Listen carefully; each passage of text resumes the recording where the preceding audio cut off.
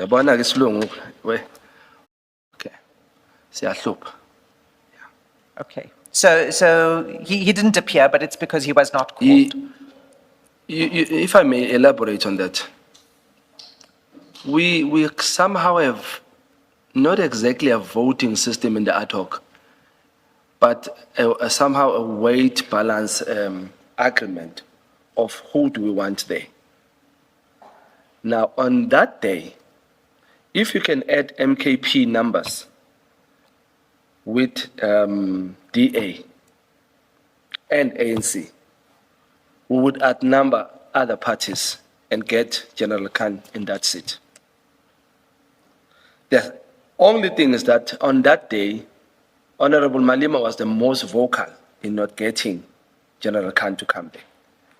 But I can tell you, Uti, the other parties sided with him, with the EFF, not with him, with EFF, in not allowing us to get Khan to come there.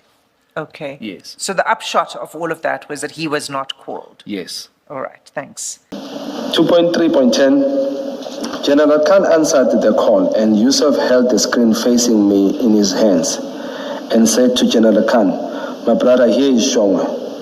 General Khan greeted me saying, "Brother, how are you?" I replied that I was okay and asked how he was. He then said, "What is wrong, bro? What did I do to you? You are suffocating me." While saying this, he placed his hands on his neck and his eyes appeared red, as if he had been crying. I replied that I was not doing anything to him, that I was merely referencing his name, and that he was not my focus then. And then he then said, "What do you want? We can look after you. Come meet me at my place in Sandton next week, Friday, if you are available. If you are available." I responded that I would make time. Yeah, sorry for that.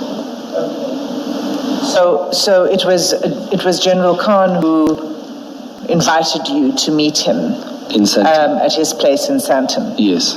And he invited you for the week after this meeting. Yes. And you said you would do so, right? I agreed that I will come. Okay. Can you read the next paragraph? I quickly want to check something. Yeah, it was there. While we were still conversing, Yusuf turned the phone to face himself and asked, "Where in Sandton?" General Khan responded, "In the apartment." Yusuf then ended the call and continued speaking to me, remaining close to me. He said, "Stop this.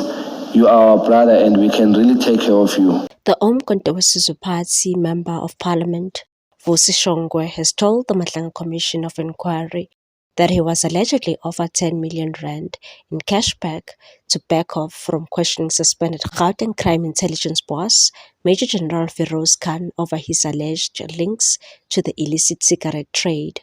Giving evidence on Tuesday, Shongwe said the alleged offer was made during a virtual meeting on 8 March after he raised Khan's name during a parliamentary ad hoc committee investigating the South African Police Service. According to Shongwe, the money was supposed to be handed over during a follow-up meeting with Khan at an apartment in Sandton on 10 March. However, he never attended the meeting and said no money ever changed hands. Shongwe testified that the virtual meeting took place at the offices of security company DRK Tactical in Durban after he was contacted by Lundiwe Xulu, a personal assistant for former President Jacob Zuma. He said Xulu informed him that individuals wanted to meet him after first obtaining Zuma's permission. Believing the meeting involved potential supporters of the Umkhonto weSizwe Party, he travelled from Cape Town to Durban. At the meeting, Shongwe met Yusuf Kachi and another man identified only as Imran. He said the pair informed him that Khan wished to speak to him via video call. Although reluctant, Shongwe said Kachi proceeded to connect the call, and he said, "You are killing me." Shongwe told the commission that Khan appeared emotional during the conversation and questioned why the Member of Parliament was targeting him. He said, "I told him I was doing nothing to him. I merely mentioned his name. I wasn't looking for him." He said Khan responded by saying, "You are killing me," while clutching his throat, adding that he was being suffocated. Shongwe claimed Khan's eyes turned red and that he appeared to be crying. Khan then allegedly proposed a face-to-face meeting in Sandton later that week. After the call ended, Shongwe testified that Kaji attempted to persuade him to stop pursuing Khan. According to his evidence, Kaji first offered him access to a Checkers security contract, allegedly worth 2 million rand per month. When Shongwe rejected the proposal, Kaji allegedly escalated the offer. He said they are going to arrange a 10 bar for me in cash. Shongwe testified, referring to 10 million rand. Shongwe said he declined the offer but agreed to discuss the matter further at the proposed Sandton meeting. He told the commission he immediately became suspicious and said if Khan was innocent, why would he want to meet me privately when he had every opportunity to appear before the ad hoc committee and answer questions publicly? Rather than viewing the offer as genuine, Shongwe said he believed the meeting was designed to compromise him. He testified that he feared he could either be filmed accepting cash or placed in a situation where those involved could later use the incident to control or blackmail him. He therefore decided not to attend the scheduled meeting. Asked what he would have done had the 10 million rand been handed to him, Shongwe responded and said if it was there, I was going to take that 10 million rand, go home with it, find charities and homeless people, give the money away, then return to the committee and tell them these people gave me 10 million rand. That's my character. That's the person I am, but unfortunately they had no money. He also claimed that he had been told that once he arrived in Johannesburg, he would receive his chocolates, a code word for the 10 million rand. Shongwe confirmed that no meeting ever took place and that he never communicated with Khan or his alleged associates again. Following the Durban meeting, Shongwe said he briefed former President Jacob Zuma as well as Duduzane Zuma, a member of Umkhonto we Party's presidential task team.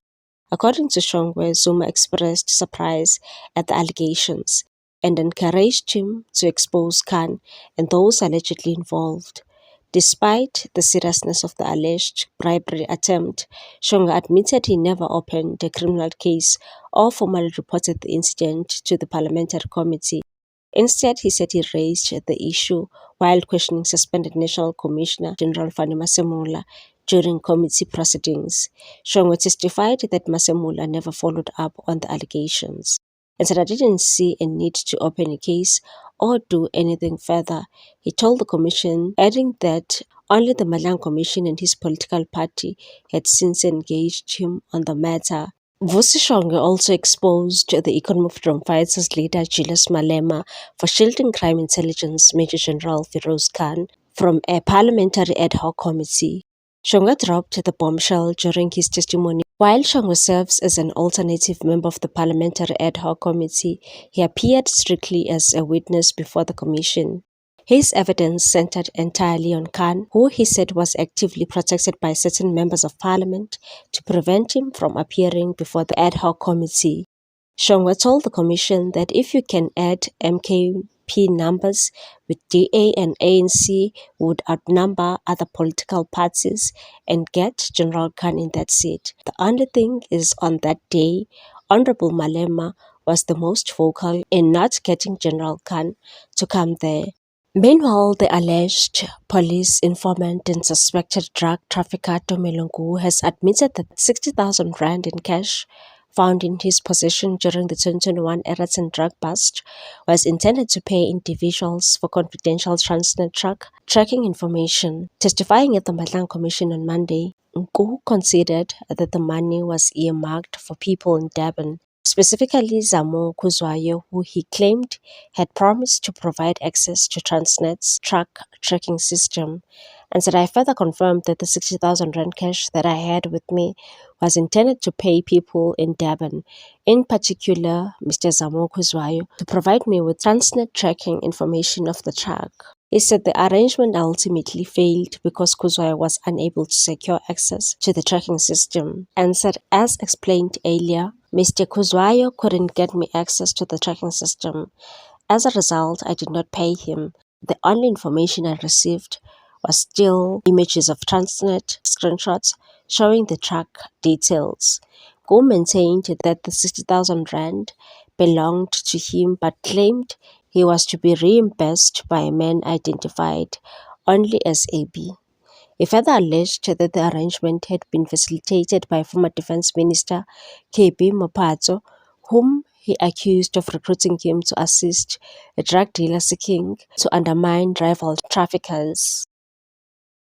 What's your take on this one, people? Thanks for watching. Please subscribe for more news.